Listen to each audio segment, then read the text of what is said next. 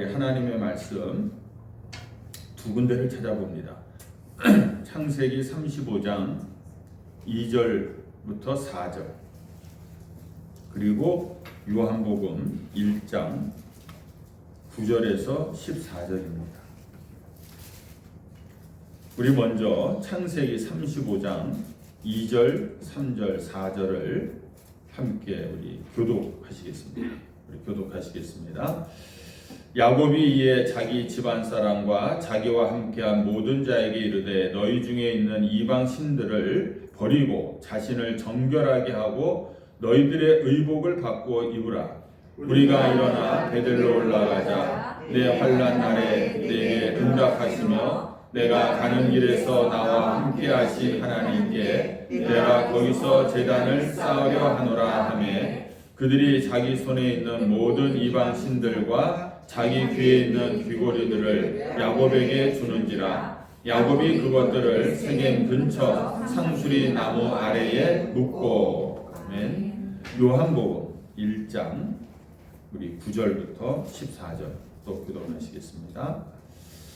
9절 제가 먼저 있습니다. 참빛 곧 세상에 와서 각 사람에게 비추는 빛이 있었나니 그가 세상에 계셨으며 세상은 그로 말미암아 지은 바 되었으되 세상이 그를 알지 못하였고 자기 땅에 오매 자기 백성이 영접하지 아니하였으나 영접하는 자 곧 그 이름을 믿는 자들에게는 하나님의 자녀가 되는 권세를 주셨으니 이는 혈통으로나 육종으로나 사람의 뜻으로 나지 아니하고 오직 하나님께로부터 난 자들이니라. 말씀이 육신이 되어 우리 가운데 거하심에 우리가 그의 영광을 보니 아버지의 독생자의 영광이요 은혜와 진리가 충만하더라. 아멘. 먼저 여러분들 우리 주 예수 그리스도의 탄생의 이 기쁨과 이 평화가 오늘 우리 성도님들의 그 심령에 충만하시기를 주님의 이름으로 축원합니다.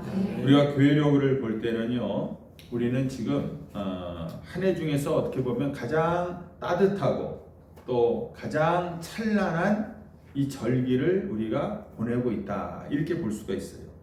교회마다 그 성탄의 기쁨을 우리가 말합니다.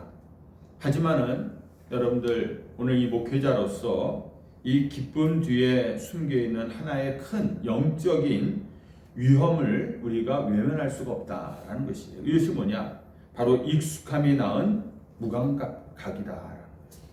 너무 익숙하기 때문에 매해마다 우리가 수년에 아니면 수십 년에 걸쳐서 성탄절을 맞이해 오고 있기 때문에 이 성탄에 대한 무감각이 우리에게 있어서는 영적인 위험이다라는 것입니다. 우리는 성탄절에 너무나도 익숙해져 버렸다라는 것이에요. 매년 12월이 되면 교회들마다 성탄절의 이 분위기, 이 행사 이런 것들을 우리가 충분히 예측을 할 수가 있어요. 성탄절 장식을 하고 또 규모가 있는 교회에서들은 성탄절 칸타타를 열심히들 준비하고 각 부서에서는 또 찬양과 연극과 어린아이들의 또한 그런 장기 자랑들이 이제 펼쳐지고 있습니다. 그런 분위기에서 또 선물들을 우리가 주고받고 함께 식사를 나누는 그런 성탄절의 이 분위기를 우리가 충분히 예상해 볼 수가 있다는 것입니다. 그런데 여러분들 마치 이 분위기가 오랜 친구를 만났다가 우리가 헤어지듯이 우리 예수님을 우리 마음의 문턱까지 오시게 해서 잠깐 환영을 하고 그리고 난 다음에는 우리가 이 크리스마스의 어떤 세상적인 이 즐거운 이 분위기만을 우리가 즐기고 있지는 않은가라는 것이에요. 여러분들 예수님을 인생의 주인으로 이 성탄절에 우리가 모시는 것이 아니라요, 매년 이맘때 찾아와서 내 마음을 따뜻하게 해주는 마치 오래된 친구 아니면 반가운 손님, 그 정도로 우리가 예수님을 대접하고 있지는 않느냐라는 것입니다. 여러분들 성탄은요 절대로 소비하고 즐기는 절기가 아닌 것입니다. 성탄은 우리 예수 그리스도가 이 세상에 오심으로 말미암아 이 예수님의 통치를 오늘 우리가 수용하고 또 우리가 받아들이는 절기가 바로 성탄절이다라는 것이에요. 요한복음 1장에 보면은 예수님은 빛으로 이 땅에 오셨다 이렇게 이야기하고 있습니다. 여러분들 빛이 들어올 때에 어둠은요 그대로 있을 수가 없는 것입니다. 오늘 우리가 이 예배를 통해서 우리를 가득 채우고 있었던 익숙함의 이 껍데기를 우리가 벗어내고 빛 앞에서 우리 영혼을 정결하게 하고 우리가 성탄의 참된 의미를 오늘 맞이할 수 있는 그런 성탄절이 되기를 주님의 이름으로 축원합니다. 오늘 우리가 읽은 이 구약 본문의 말씀을 보면은요, 이 야곱의 가장 어둡고 또 처절한 순간을 배경으로 하고 있다라는 것이에요. 세겜 땅에서 야곱의 가족들이 머물러 있을 때에 딸 디나가 강간을 당합니다. 그래서 분노한 그 형들이, 오빠들이 세겜 남자들을 다 몰살시키는 그런 끔찍한 참극을 벌이게 되는 것이에요. 그 일로 인해서 야곱의 가족들은 주변에 있는 다른 민족들에게 전멸당할 그런 위기에 놓여 있었다라는 것입니다. 그때 하나님께서 야곱에게 침묵을 깨고 말씀합니다. 뭐라고 말씀합니까? 일어나 베델로 올라가라 이렇게 말씀하고 있어요. 이 베델은 야곱에게 있어서는 단순한 장소가 아니죠. 그 형 에서의 그 유업에 그가 도망가다가 베델에서 돌베개를 베고 잠을 잘 때에 바로 하나님께서 나타나서 내가 너와 함께 있어서 내가 어디를 가든지 내가 너를 지켜주겠다 이렇게 약속하신 장소가 바로 베델이었다라는 것입니다. 은혜의 장소인 것이에요. 이제 하나님은 야곱에게 생존의 문제가 아니라요 바로 하나님과의 이 관계의 회복을 지금 촉구하고 있다라는 것이에요. 먹고 사는 그런 문제를 놓고 하나님이 우리에게 지금 말씀하시고 계신 것이 아니라요 하나님께서 오늘 이 성탄절 주일 아침을 맞이하면서 하나님과의 관계의 회복을 우리에게 오늘 촉구하고 있는 줄로 믿습니다. 우리의 이 신앙을 다시 한번 돌아보면서 행여나 하나님과의 관계 속에서 내가 틀어졌던 이런 부분들이 있다면, 온전히 하나님 앞에 내가 나아가지 못했던 그런 부분들이 있다면은 이 성탄절을 맞이하여서 하나님과의 관계가 다시 회복되는 그런 은혜가 있기를 주님의 이름으로 축원합니다. 그러나 이 베델에 올라가기 전에 하나님께서는요 야곱의 가족들에게 어떻게 보면은 아주 불편한 근본적인 요구를 하고 있어요. 어떻게 보면 오늘 이 성탄절에 이 기쁜 날에 우리 주님께서 여러분들에게 불편한 요구를 하고 계시다라는 것을 잊지 마시기 바랍니다. 그게 뭡니까? 오늘 35장 2절에 보니까 너희 중에 있는 이방 신상들을 버리고 자신을 정결하게 하고 의복을 바꾸라 이렇게 얘기하고 있어요. 이 명령은 단순한 어떤 이사를 위한 정리를 얘기하는 것이 아닙니다. 영적인 개혁을 말하고 있는 것이에요. 야곱의 가족은요 사실 무늬만 하나님을 믿는 가정이었어요. 하나님을 믿는 이름만 가졌지 실제 삶은 어땠냐면은 삼촌 라반의 집에서 훔쳐온 그 우상 드라빔을 그 집안에다가 모시고 있었습니다. 그리고 가나안의 풍요의 신을 은근히 그들이 섬기고 있었던 혼합주의의 그러한 신앙이었다라는 것입니다. 하나님은 이런 나와 우상들과 혼재되어 있는 혼합된 신앙을 가지고서는 절대로 은혜의 자리인 이 베델로 올라갈 수가 없다라고 지금 선언하고 계신 거예요. 이 명령 속에는 우리가 성탄을 맞이하면서 취해야 할 바로 정화의 행위가 있다라는 것이에요. 이 성탄절을 여러분들이 정말 기쁨으로 아기 예수님을 맞이하기 위해서는요 내 마음속에 있었던 하나님 외에 이 우상들 더럽고 추악했던 것들을 깨끗하게 다 버리는 정화의 작업이 우리에게 반드시 필요하다라는 거예요. 그래야만이 우리가 그 아기 예수님을 맞이할 수가 있다라는 것입니다.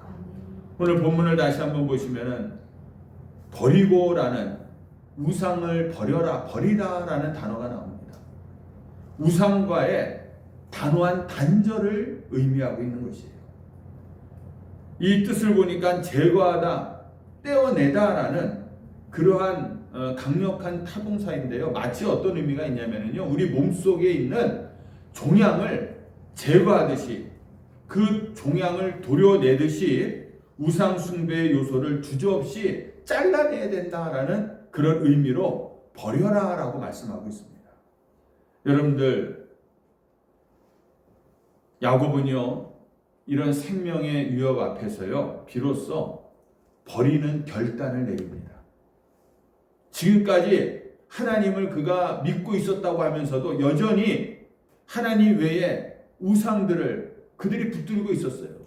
근데 그 순간 그 결단을 내리고 버리고 있다는 것입니다. 우리의 영적인 위기는요, 눈에 보이지 않기 때문에 더 위험한 거예요. 눈에 보이면은 우리가 그것이 위험하구나라고 알 수 있잖아요. 근데 영적인 것은 보이지 않기 때문에 내가 위험을 잘 느끼지를 못하고 오늘 우리가 지금까지 살아왔다라는 것입니다. 여러분들, 하나님과 세상을 동시에 섬기려는 우리의 이런 혼합적인 신앙의 모습이라는 거예요. 하나님을 믿고 있는 것 같아요.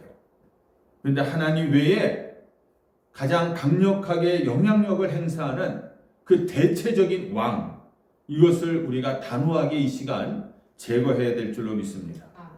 그리고 두 번째로 정결하게 한다, 이렇게 얘기하고 있어요. 마음을 씻는 내면의 순결을 얘기하고 있는 것입니다. 단순히 우리가 목욕을 하고 나오는 것이 아니라 제의적인 정결을 얘기하고 있는 것이에요.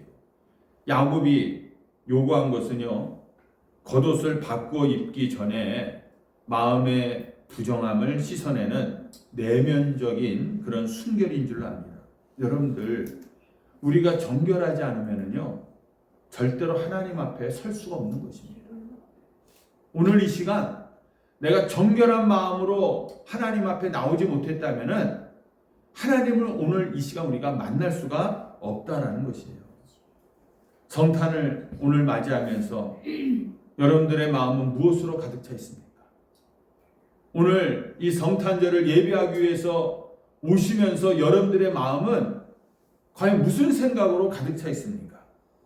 우리가 예수님을 맞이하기 위해서는 반드시 회개를 통해서 내 마음속에 있는 어떠한 욕심, 어떤 시기심, 비교의식들, 미움들, 또 내 마음의 여러 가지 불평, 불만, 불평들, 이런 것들, 만족하지 못하는 것들, 이런 부정한 것들을 반드시 우리가 씻어내야 될 줄로 믿습니다.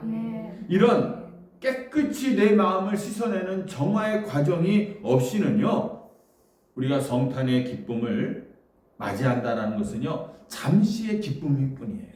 일시적이다라는 거예요. 그냥 이 시간에 나와갖고 찬양하면서 성탄의 기쁨을 하하하 웃고 그냥 끝나버리고 만다라는 것입니다.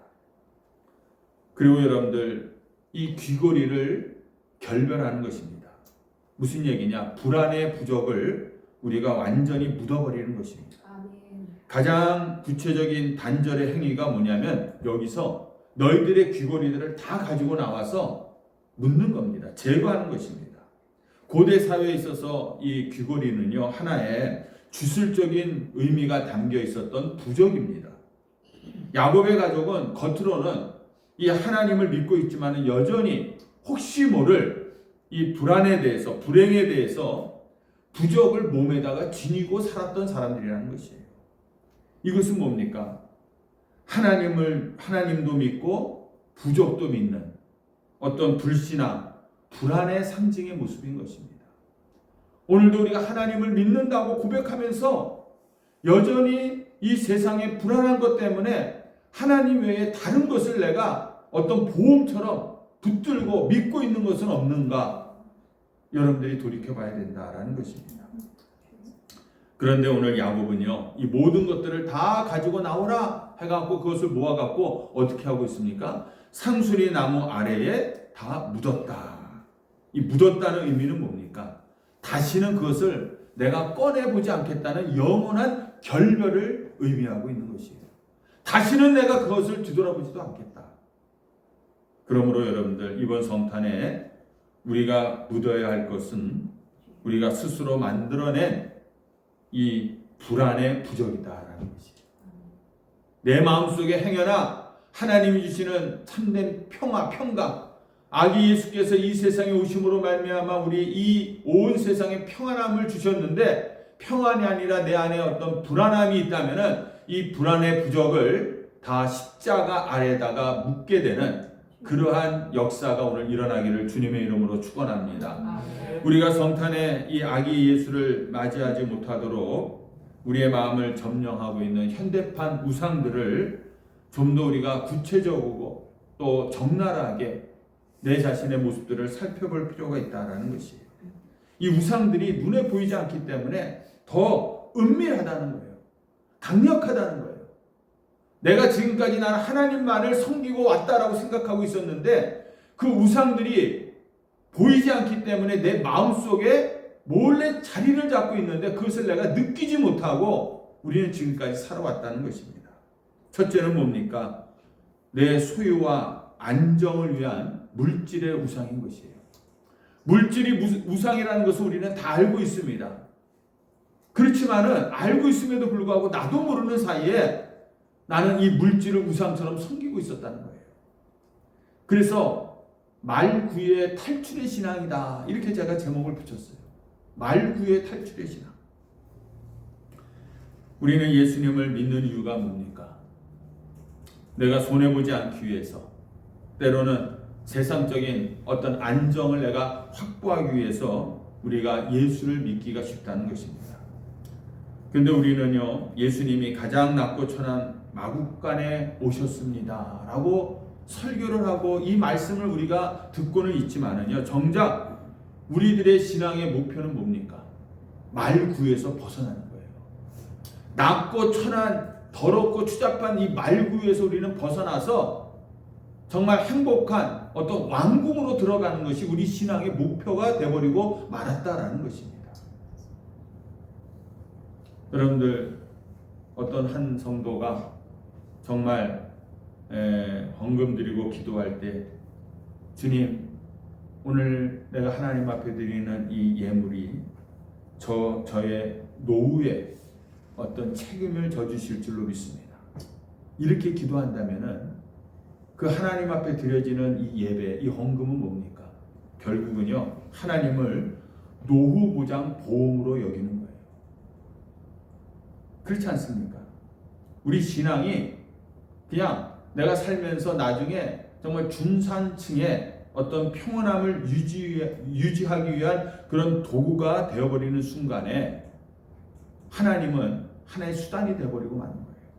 그리고 물질이 우리에게 우상이 되어버리고 마는 것입니다.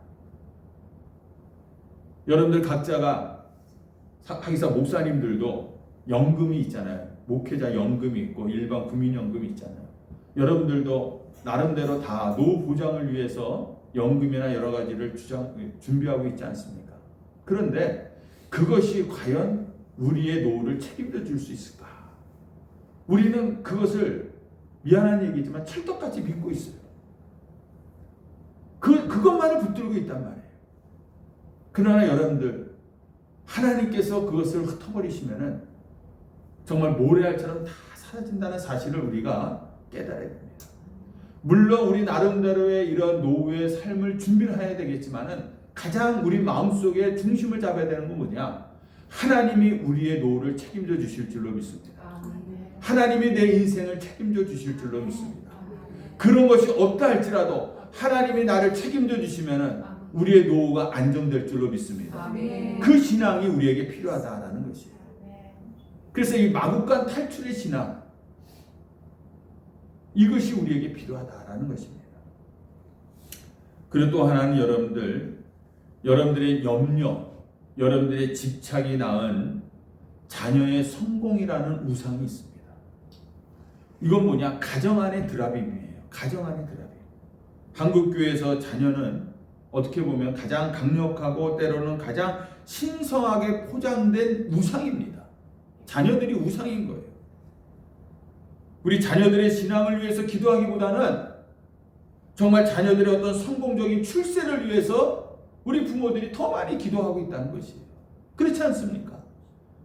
내 자녀들이 하나님 안에서 믿음 안에서 잘 성장하기를, 하나님만을 잘 섬기는 그런 자녀가 되기를 기도합니다 하는 그 비중과 내 자녀들이 좋은 대학 가고 좋은 직장을 얻고 출세를 하고 장가 시집을 잘 가고 이런 기도를 우리가 훨씬 더 많이 하고 있지는 않았느냐, 우리 자신이 돌아봐야 된다는 것이에요.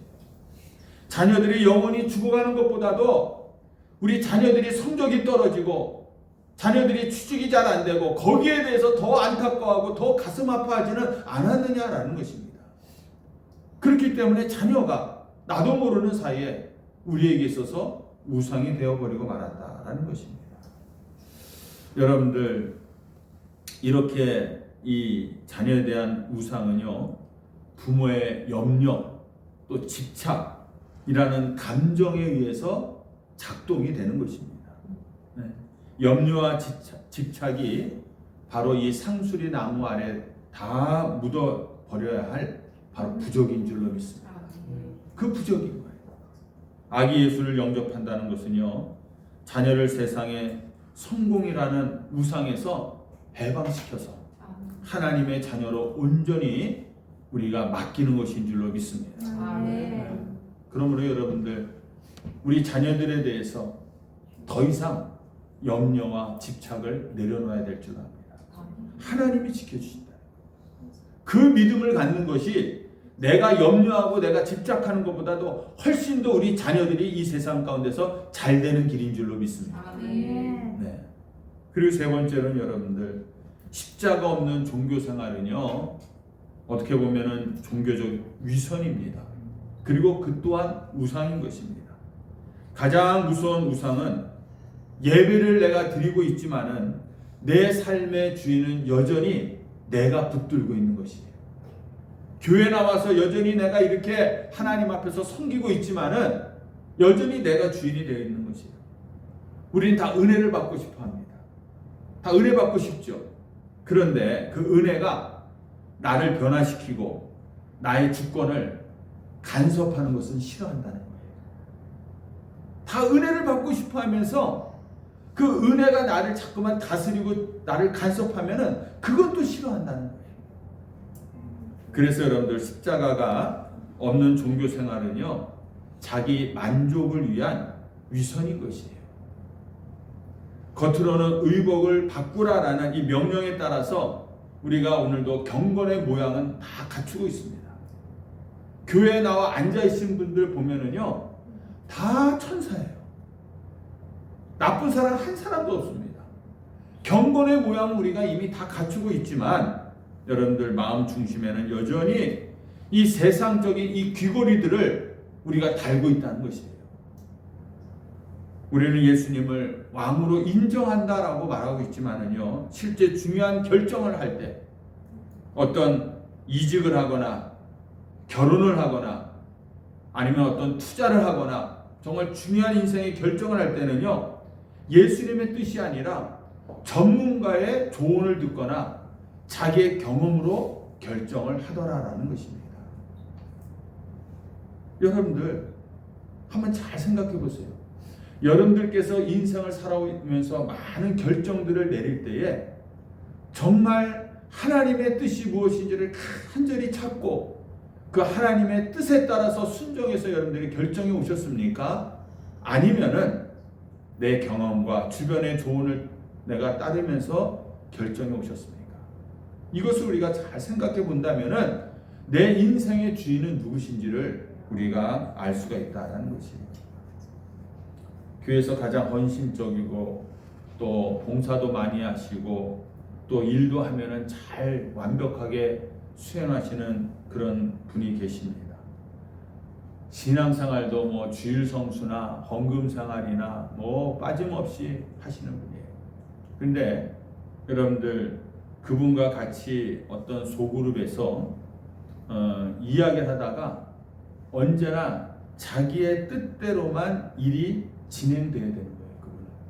그래서 혹시나 다른 의견들이 나오거나 하면은 벌써 그 분위기가 싸해지면서 그때부터 그분이 참 권위를 드러내면서 사람들을 누르기 시작하는 것입니다. 여러분들 그러한 삶은 겉으로는 경건의 모양은 갖췄어요. 누가 보더라도 그분이 이 교회 안에서 신앙생활하는 모습을 보면은 나무랄 데가 없습니다. 그렇지만 실제 주권은 뭐냐? 완벽주의 아니면은 통제력이라는 그런 우상을 쥐고서 신앙생활을 해오고 있는 것입니다. 여러분들 예수를 내가 믿고는 있지만은 내 삶은 내가 통제한다. 이러한 신앙생활을 하고 있다는 것이에요. 그래서 십자가가 없는 이 성탄은 공허한 축제에 불과한 것입니다. 우리의 종교적인 위선을 이 상수리 나무 안에다가 우리가 다 묻어버리고 주님 앞에 오늘도 정직하게 우리가 서는 그런 성도들이 되시기를 주님의 이름으로 축원합니다. 그래서 이 성탄절을 우리가 맞이하면서 이런 모습들, 우리의 이 민낯을 우리 스스로가 볼 수 있기를 원해요. 네. 잘 보이지 않았던 영적인 이 부분들에 대해서 오늘 우리의 영적인 눈이 열려지면서 내 민낯을 볼 수 있기를 원합니다. 네. 그럴 때에 우리는 진정한 이 성탄의 기쁨을 맞이할 수가 있다라는 것이에요. 요한복음 1장 11절에 보니까 자기 땅에 오매 자기 백성이 영접하지 아니하였으나 라는 이런 비극을 기록하고 있어요. 여간에 빈방이 없었듯이요 그들의 마음은 자기의 계획과 아니라 안락함으로 인해서 가득 차 있었다는 거예요.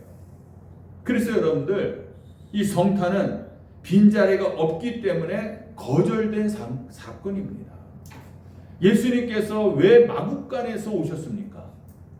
빈방이 없기 때문에 어쩔 수 없이 거기서 예수님 오실 수밖에 없었다는 거예요.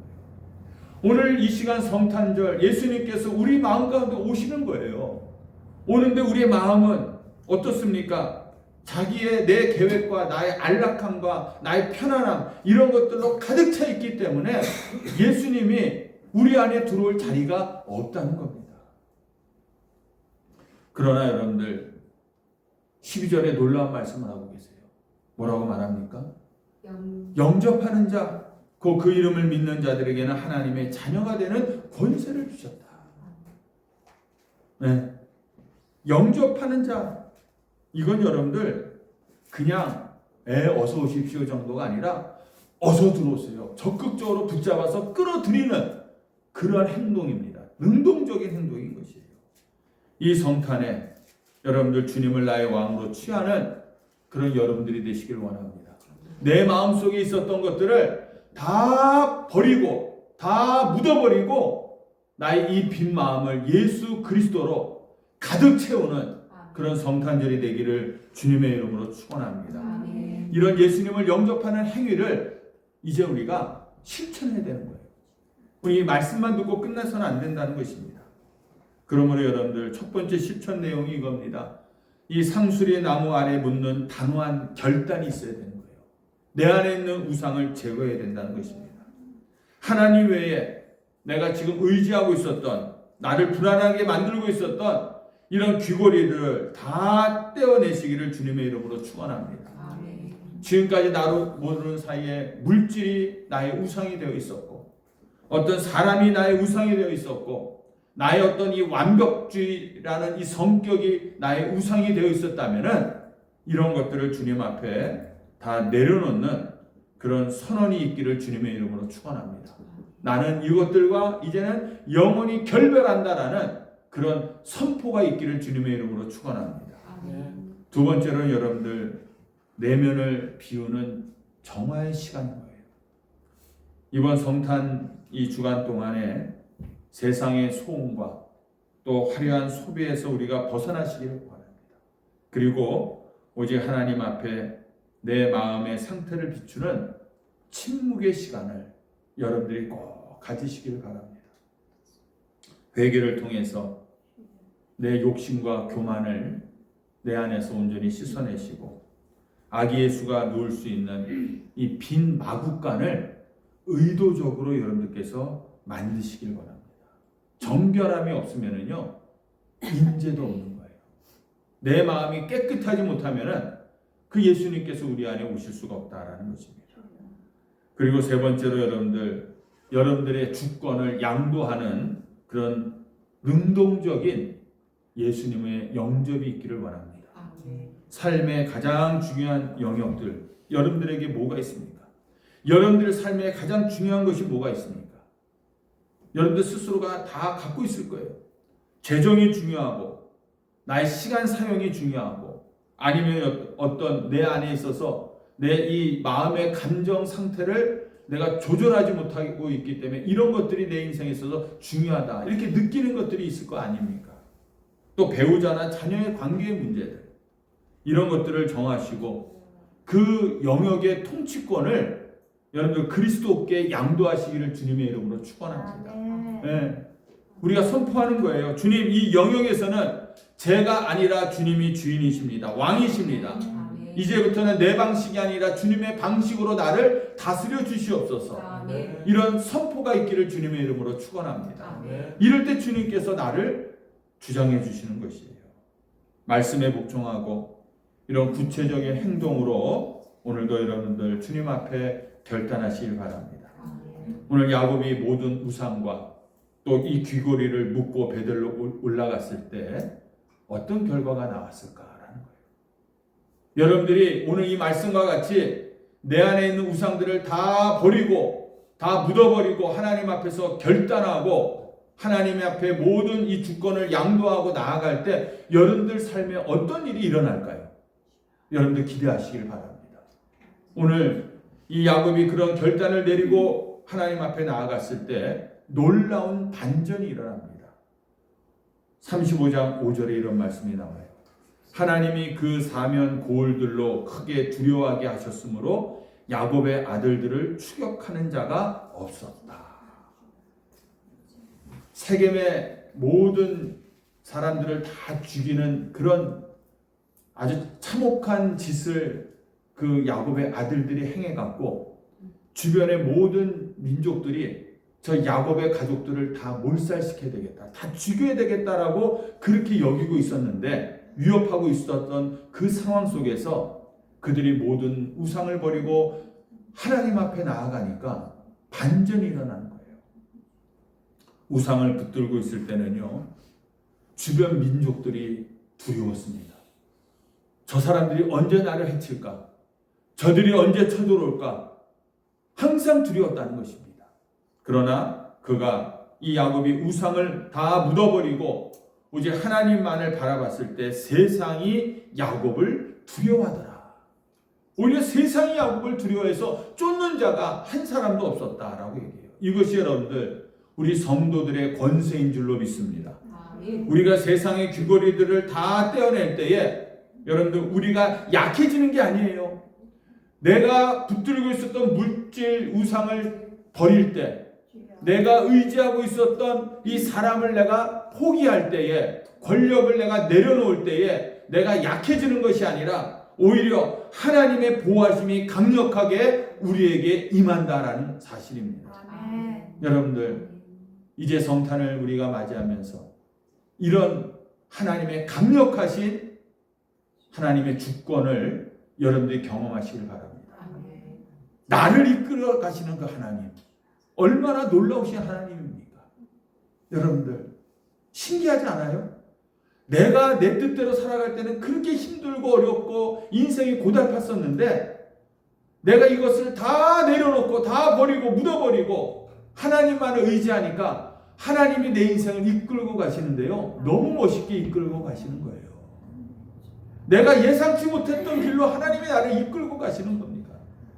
기대하지 못했던 놀라운 일들이 내 안에서 일어나고 있는 것입니다. 신기하지 않아요, 여러분들? 요즘 테슬라 이 자동차가 자율운행 같은 걸 한다면서 시범을 보이고 있잖아요. 내가 맨날 운전할 때는, 장거리 운전할 때 얼마나 피곤합니까? 부산까지 가고 그럴 때. 그리고 서울 같은데 이 교통이 혼잡한 데서 내가 운전하려면 얼마나 힘듭니까? 근데 이게 싹 핸들을 놔도 자유운행이 돼갖고 저절로 내 목표지까지 나를 이끌고 간다면은 그런 자동차를 우리가 타고 다닌다고 한번 생각해 보세요. 앞으로 그렇게 펼쳐질 텐데 신기한 세상 아닙니까? 얼마나 편리한 세상입니까? 근데 그것 정도가 아니라 이 세상 천지 만물을 창조하신 하나님이 내 인생을 이끌고 가시는 거예요. 너 인생의 운전대 이제 놔. 내가 이제 운전해 줄게 하면서 하나님 우리를 이끌고 가신다는 거예요. 그러기 위해서는 여러분들 이 성탄의 아침에 내 안에 있는 우상들, 귀고리들을 다 떼어내고 땅에 묻어버리고 배들로 올라가는 그 결단이 우리에게 있어야 될 줄로 믿습니다. 여러분도 오늘 지금 내 마음의 보좌를 차지하고 있었던 다른 왕들을 다 몰아내는 영적인 날입니다. 그리고 만왕의 왕이신 그 아기 예수님을 우리가 모시는 그런 날인 것입니다. 여러분들 우상을 묻고 그 자리에 비로소 가장 순결하고 아름다운 아기 예수님을 오늘 모시기를 주님의 이름으로 축원합니다. 그때 비로소 진정한 메리 크리스마스가 되는 거예요. 그때가 진정한 즐겁고 기쁜 성탄절이 되는 것입니다. 예. 여러분들 그런 기쁨과 평화가 여러분들의 영혼에 가득히 넘치기를 주님의 이름으로 축원합니다.